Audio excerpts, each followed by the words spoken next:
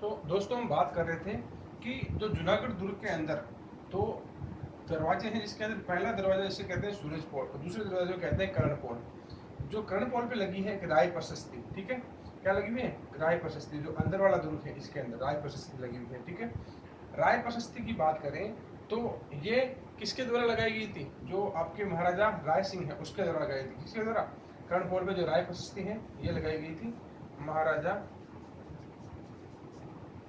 राय सिंह द्वारा, राय सिंह द्वारा, ठीक है। जो इसका लेखक था वो कौन था? जयता था। कौन था? जयता।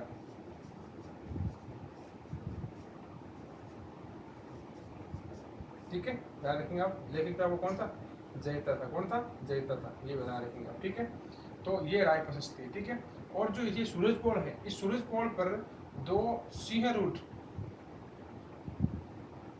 दो आपकी अश्व रोड कह सकते हो, नहीं हाथ, जो दो जेमल और खत्ता की मूर्तियां हैं। किसकी? जेमल, मेड़तिया और खत्ता सिसोदिया,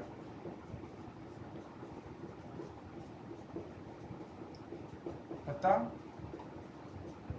सिसोदिया की गजारूढ़ मूर्तियां। कैसी मूर्तियां? गजारूढ़ मूर्तियां, ठीक है।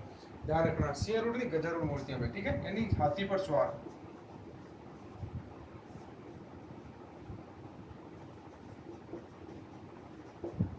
गजारूढ़ मूर्तियां हैं दो, इस पे ध्यान रखना, ठीक है। सूरज पोल पे ध्यान रखना, जो ये मूर्तियां हैं गजारूढ़ मूर्तियां वो इस पे हैं, सूरज पोल पे हैं। जो राय प्रशस्ति है वो इस पे लगी हुई है, पीछे वाले पे, ठीक है, इसके पास में लगी है, ठीक है। राय प्रशस्ति जिसमें बीकानेर के राजाओं का जो इतिहास है वो इस पे उत्कीर्ण है, ठीक है। और लगाई किसके द्वारा गई थी? महाराजा राय सिंह द्वारा, ठीक है। ध्यान रखना इसको, ठीक है। और इसी राज प्रशस्ति का एक नाम और आता है, जूनागढ़ प्रशस्ति भी आता है। क्या आता है? जूनागढ़ प्रशस्ति, ठीक है। जूनागढ़ प्रसिद्धि भी इसे कहते हैं। और लगाया किसके द्वारा गया था? राय सिंह द्वारा। और लेखक कौन था? जयता था, ठीक है। ये भी आप ध्यान रखेंगे। इसके बाद में बात करें कि इसके अंदर कई प्रकार के और भी स्थान हैं। इसके अंदर एक करणी माता का मंदिर भी है, करणी माता का मंदिर है। दूसरा नागणेशी माता का मंदिर है, नागणेशी माता का मंदिर है, ठीक है। करणी माता का मंदिर, नागणेशी माता का मंदिर है। और महाराजा गंगा सिंह का यहाँ पर हेलीकॉप्टर भी है, ध्यान रखना। किसका? महाराणा गंगा सिंह का हेलीकॉप्टर भी है, ठीक है। अब बात करें कि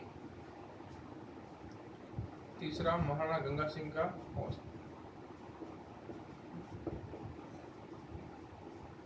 का हवाई जहाज या हेलीकॉप्टर कह सकते, ठीक है। फिर इसके अंदर करण महल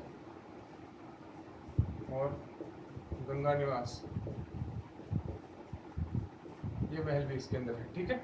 अब बात करें जो गंगा सिंह जी को हवाई जहाज है, ये अंग्रेजों ने प्रदान किया था। किसने प्रदान किया था? अंग्रेजों ने प्रदान किया था। और आज भी इसके अंदर ये पड़ा हुआ है, ठीक है।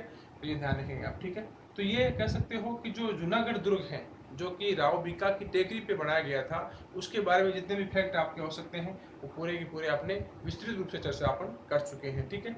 इसके बाद में साहित्य को ऐसा फैक्ट होगा जो इसमें बसता है, ठीक है। एक फैक्ट और याद करना है आपको कि जो इसका निर्माण है,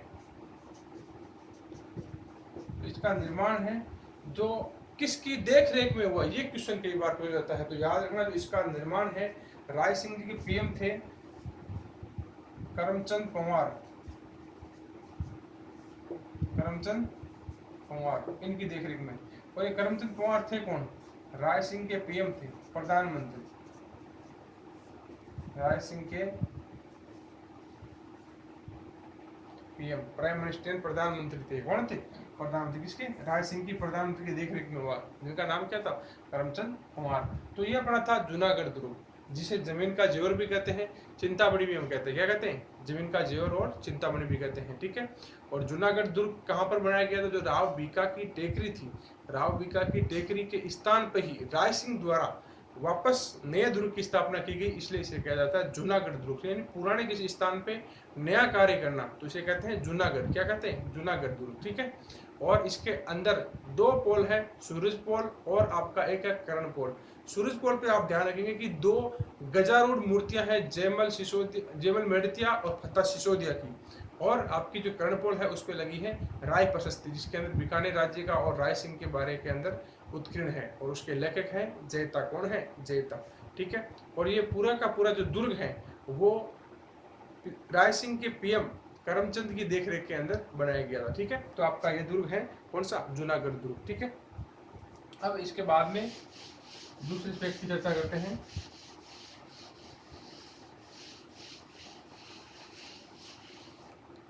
अब आगे बात करें, एक आता है आपका लालगढ़ पैलेस।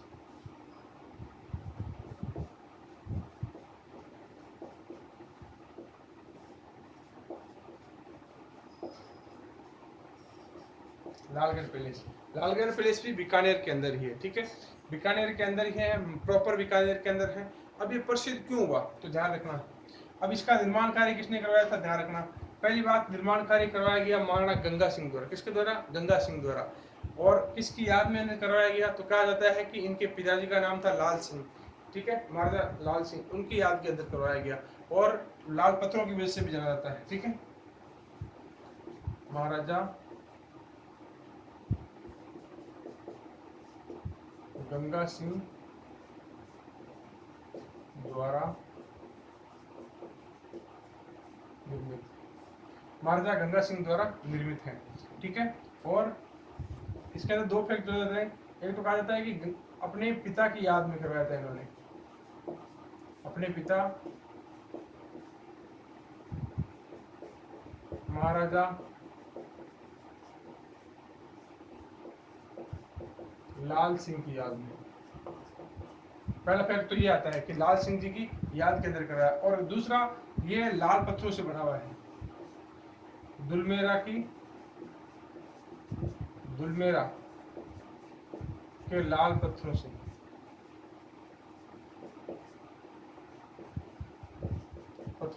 निर्मित है। यानी इसे लालगढ़ क्यों कहते हैं? एक तो कह सकते हैं कि महाराणा लाल सिंह की याद के अंदर बनाया गया महाराणा गंगा सिंह द्वारा, इसलिए कहा जा सकता है लालगढ़। एक दुलमेरा के जो लाल पत्थरों से निर्मित है, पूरा का पूरा लाल पत्थरों से निर्मित है, इसलिए इसे लालगढ़ पैलेस से कहा जाता होगा। ठीक है। और इस दुर्ग को बनाया गया 1937 के अंदर, 1987 के अंदर, सॉरी 37 के अंदर। ठीक है। अब बात करें इसके डिजाइनर कौन थे और इसके जो चित्रकार कौन थे, ये इनकी बात करें। ठीक है। तो डिजाइनर होते हैं इसके जैकब। कौन होते हैं? जैकब। ठीक है।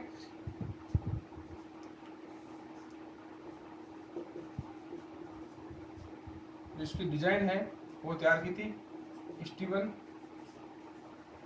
जैकब ने। ठीक है। स्टीवन जैकब जो एक इंग्लैंड का बहुत बड़ा अच्छा वास्तुकार था इंग्लैंड का, उसने इसका पूरा का पूरा कह सकते हो डिजाइन तैयार किया, या कह सकते हो इसका नक्शा तैयार किया था। ठीक है। और जो इस पे नक्काशी का कार्य था, इस पे नक्काशी का कार्य या चित्रकारी का कार्य, चित्रकारी का कार्य वो क्या था? एक जर्मन चित्रकार मुलर ने, जर्मन का चित्रकार, यानी जर्मनी का चित्रकार है मुलर, उसने किया था। किसने किया था? मुलर ने किया था। ठीक है। ये भी आप ध्यान रखिए, जर्मन का चित्रकार है मुलर, इसने तैयार किया। ठीक है।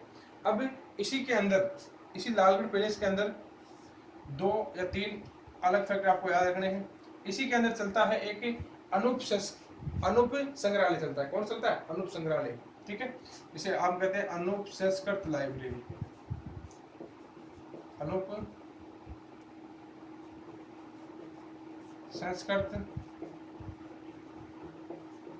लाइब्रेरी चलती है। क्या चलती है? अनूप संस्कृत लाइब्रेरी। तो ये भी ध्यान रखना, अनूप संस्कृत लाइब्रेरी किसके अंदर चलती है? बीकानेर जो का लालगढ़ पैलेस है उसके अंदर ही चलती है। ठीक है। और दूसरा चलता है इसके अंदर शार्दुल संग्रहालय, शार्दुल संग्रहालय। ठीक है। शार्दुल संग्रहालय की बात करें तो ये बनाया गया था डॉक्टर कर्णी सिंह द्वारा। ठीक, किसके द्वारा? डॉक्टर कर्णी सिंह द्वारा।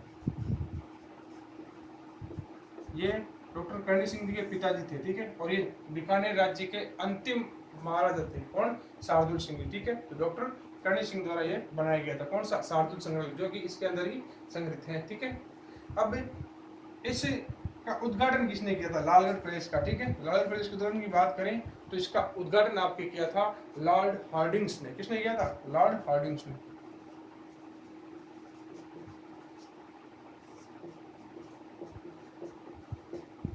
लॉर्ड हार्डिंग्स ने किया, ठीक है। ध्यान रखेंगे जो उद्घाटन है वो लॉर्ड हार्डिंग्स ने किया था, ठीक है। तो ये आपके कह सकते हो लालगढ़ पैलेस के बारे के अंदर हमने पूरी चर्चाएं कर ली है। लालगढ़ पैलेस कह सकते हैं निर्माण कार्य है 1937 यानी 1937 के अंदर हुआ। किसने करवाया? महाराजा गंगा सिंह ने। कहा जाता है कि अपने पिता लाल सिंह जी की याद में करवाया था। और ये भी फैक्ट जोड़ा जाता है कि जो दुलमेरा की खाने हैं उनसे लाल पत्थर, जो इमारत थी लाल पत्थर, उससे निर्माण के कारण भी इसे लालगढ़ पैलेस कहा जाता है। और इसी के अंदर आपका एक अनूप संस्कृत लाइब्रेरी संचालित है, एक शार्दुल आपका संग्रहालय संचालित है, ठीक है। ये भी आप ध्यान रखेंगे, ठीक है।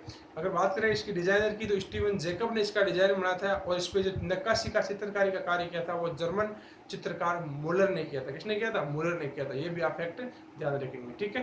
तो अब ठीक है, आगे चर्चा करते हैं दूसरे फैक्ट की, ठीक है।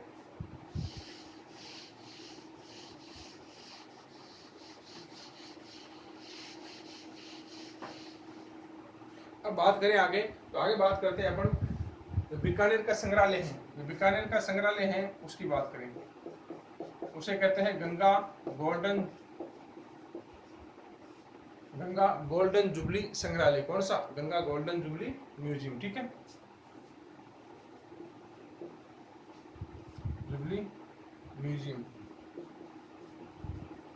और इसे ही कहते हैं बीकानेर संग्रहालय। क्या कहते हैं?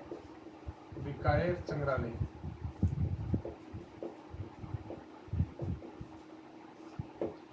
इसकी बात करें तो इसके अंदर कहा जाता है कि सिंधु घाटी सभ्यता से लेकर गुप्त काल के दौरान और जो अंतिम महाराजा हुए थे महाराजा गंगा सिंह तक, जो प्रमुख जो वस्तुएं हैं वो इसके अंदर संरक्षित है। बहुत पुरानी वस्तुएं हैं, वो आज भी इसके अंदर संरक्षित है, ठीक है। बात करें कि इसका उद्घाटन किसने किया था?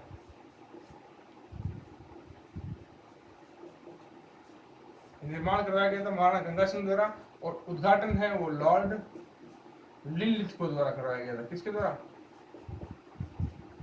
लॉर्ड लिनलिथ को। निर्माण कार्य महाराजा गंगा सिंह द्वारा। निर्माण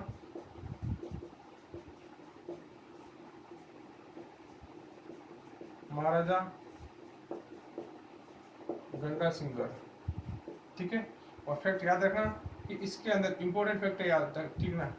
आपके सिंधु सभ्यता है से लेकर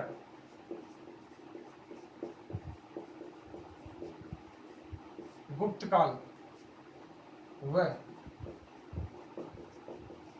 महाराजा गंगा सिंह तक की वस्तुएं संरक्षित है, ठीक है। ध्यान रखेंगे जो महाराजा सिंधु सभ्यता से लेकर गुप्त काल से लेकर महाराजा गंगा सिंह तक की इसके अंदर जो पुरातात्विक वस्तुएं हैं वो संरक्षित है, ठीक है। तो आप ध्यान रखेंगे गंगा गोल्डन जुबली म्यूजियम, जिसे बीकानेर संग्रहालय भी हम कहते हैं, ठीक है। तो आगे चलते हैं अपन, आगे जो नया फैक्ट है इसके बाद में बात करेंगे।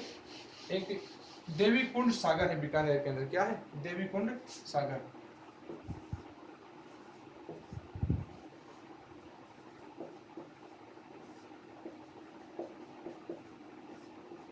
देवी कुंड सागर ये प्रॉपर बीकानेर के अंदर है। और बीकानेर के जो जितने भी महाराजा होते थे उनका ये क्या है? शमशान स्थल है। बीकानेर के राज परिवार का शाही शमशान स्थल या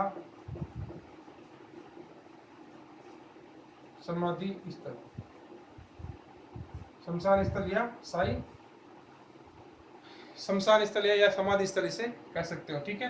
बीकानेर के राजपुरा का शाही शमशान स्थल। और यहाँ पर ध्यान रखना जो बीकानेर शासक है प्रमुख है प्रथम 3 की यहाँ पर कह सकते हो समाधियां नहीं है। आपके राव बिका की नहीं है, नरा की नहीं है और राव लोणकर की नहीं है, ठीक है।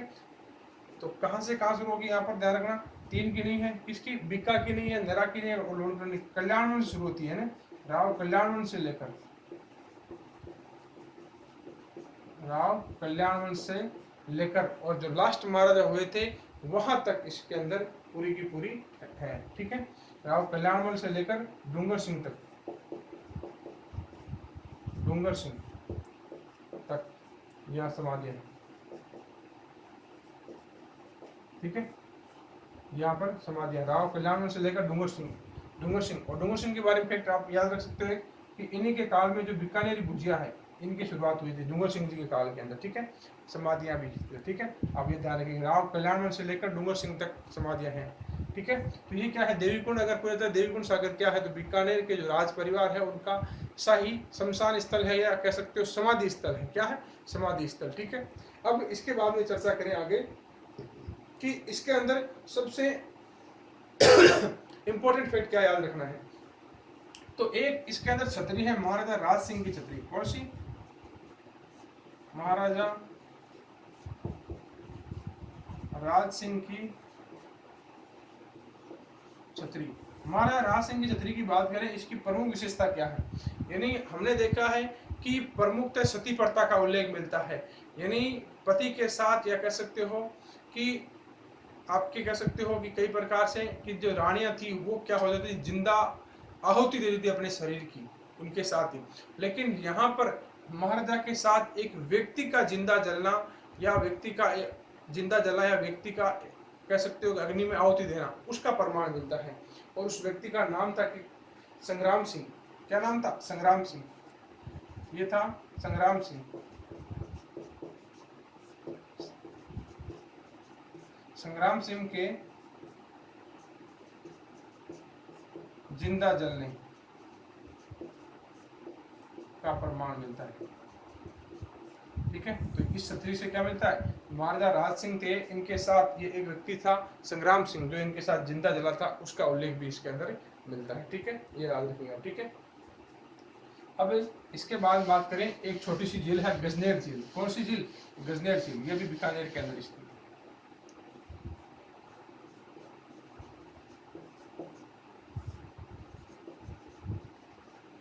गजनेर झील।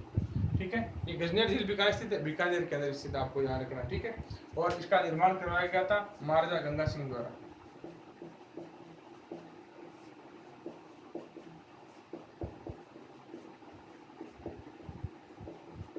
ठीक है, और ये करवाया गया था जब अकाल पड़ा था, तो अकाल राहत कार्यों के लिए। किसके लिए कराया, अकाल राहत कार्यों के लिए।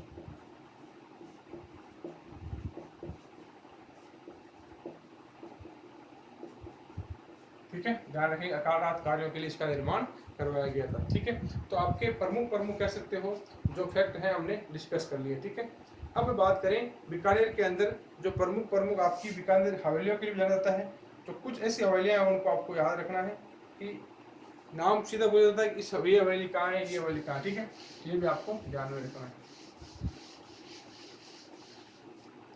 तो बात करें बीकानेर की प्रमुख हवेलियों की, तो बीकानेर के अंदर जो प्रमुख हवेलियां हैं उनका ध्यान रखेंगे आप।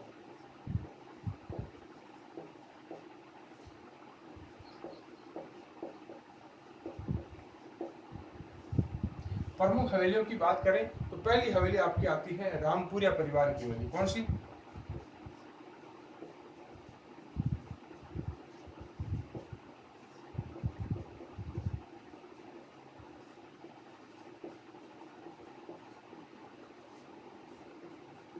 रामपुरिया परिवार की हवेलियों की बात करें तो ये कह सकते हो एक ही परिवार की हवेलियां हैं, यानी कम से कम कह सकते हो पूरी, इसे हवेलियों की गली कहते हैं। क्या कहते हैं, हवेलियों की गली कह सकते हैं, क्योंकि एक ही परिवार की हवेलियां हैं और ये विश्व प्रसिद्ध हैं। और कारण क्या रहता है कि जो इन हवेलियों का आंगन है, जो आंगन है, बाहर का आंगन है, वो बहुत ही ज़्यादा बड़ा है और यहाँ पर उत्कृष्ट चित्रकारी का कार्य किया गया है, जिसके कारण ये विश्व प्रसिद्ध रही है। ठीक है, तो इसे रामपुरिया की हवेली कह सकते हो या हवेलियों की गली कह सकते हो, हवेलियों की गली,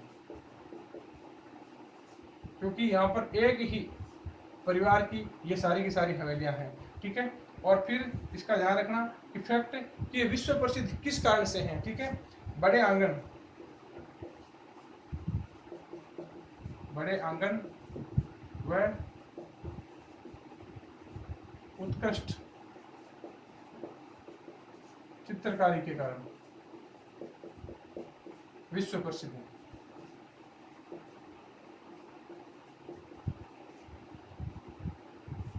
ठीक है, बड़े आंगन व उत्कृष्ट चित्रकारी के लिए विश्व प्रसिद्ध है ये हवेलियां। इन हवेलियों के अंदर 2 या 3 हवेलियां आपको याद रखनी है। कौन कौन सी देखिए, एक है सेठ भंवरलाल की हवेली, सेठ भंवरलाल की हवेली। और दूसरी याद रखनी है आपको सेठ जो भंवरलाल की हवेली है, इसके अंदर अब जो होटल में संचालित होगी है, इसके अंदर होटल भंवर विलास संचालित होगी। कौन सी? होटल भंवर विलास। ठीक है, अब ध्यान रखना दूसरी हवेली है, इसके अंदर आती है हीरालाल रामपुरिया की हवेली, फिर माणकचंद रामपुरिया की हवेली। ठीक है, माणकचंद रामपुरिया।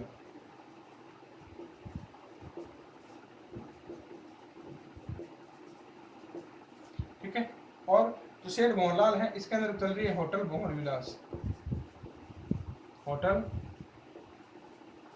भंवर विलास संचालित है। ठीक है, ध्यान रखेंगे कौन सी? होटल भंवर विलास का संचालित है यहाँ पर। ठीक है, तो ये रामपुरिया हवेलियां हैं। ठीक है, तो पूरी ध्यान रखना। अब कुछ हवेलियां हैं जिनके मैं आपको सीधे नाम निकाल देता हूँ, आप याद रख लेंगे आराम से अच्छे से। तो आपको याद करनी कौन कौन सी हवेलियां शुद्ध इफेक्ट पूरी हो जाते हैं। ठीक है,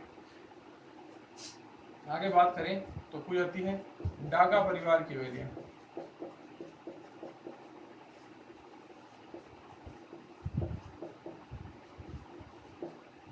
ठीक है, डागा परिवार की हवेलियां, ये भी कहाँ पे है? ये भी बीकानेर के अंदर है। फिर आगे आती है मोहता परिवार की हवेलियां।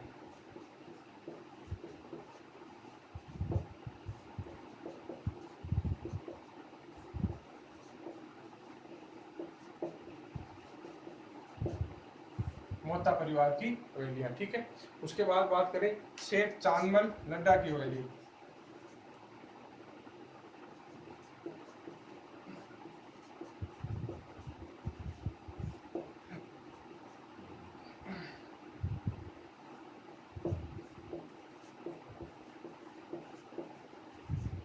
ठीक है, सेठ चांदमल लड्डा की हवेली। ठीक है, और कई बार इसको ठड्डा भी बोलते हैं, ठड्डा ठड्डा नाम अब्रस आता है, कई बार लड्डा आता है, कई बार ठड्डा आता है। ठीक है, अब्रस नाम भी इसके आ जाते हैं। ठीक है, फिर इसके अंदर आगे बात करें तो इसके अंदर स्थित है आपके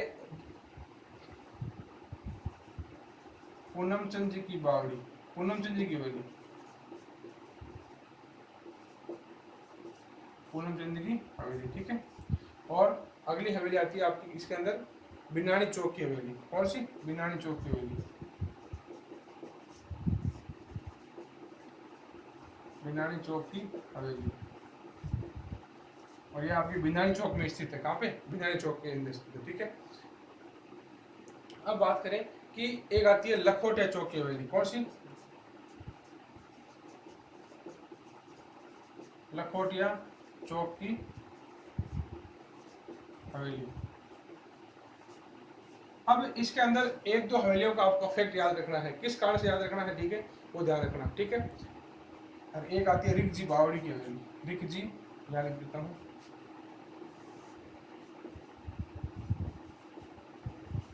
रिकजी बागड़ी की हवेली।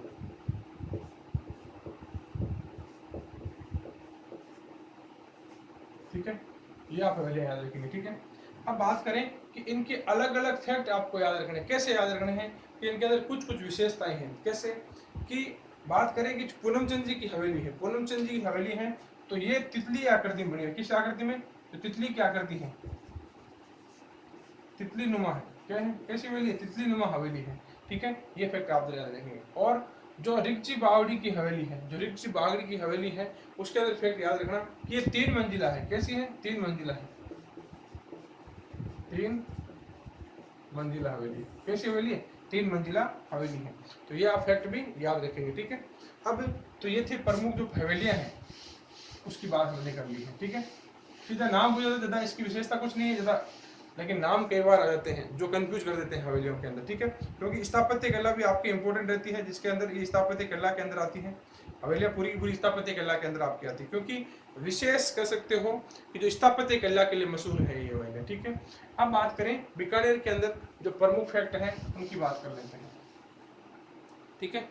अब बात करें बीकानेर के अंदर जो प्रमुख विश्वविद्यालय हैं उनकी बात कर लेते हैं। क्या बात कर लेते हैं, तो बीकानेर है उनके अंदर जो प्रमुख विश्वविद्यालय उनकी चर्चा करते हैं, ठीक है। तो दोस्तों अपन बीकानेर विश्वविद्यालय की चर्चा है वो अपने नेक्स्ट वीडियो में करेंगे। आपको ये वीडियो अच्छा लगे तो वीडियो को लाइक करें, ज़्यादा से ज़्यादा वीडियो को शेयर करें और कमेंट करें। धन्यवाद दोस्तों।